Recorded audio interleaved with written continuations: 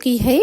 ایسے حالات میں کہ جب صحابہ اپنے ہوش کھو بیٹھے تھے، کچھ کی آوازیں بند ہو گئیں، لوگ تکلیف اور درد کے مارے کچھ چلا رہے تھے اور کچھ کی ذہنی حالت خراب ہو گئی اور کچھ اس چیز کو قبول نہیں کر رہے تھے کہ رسول اللہ کا وصال بھی ہو سکتا ہے،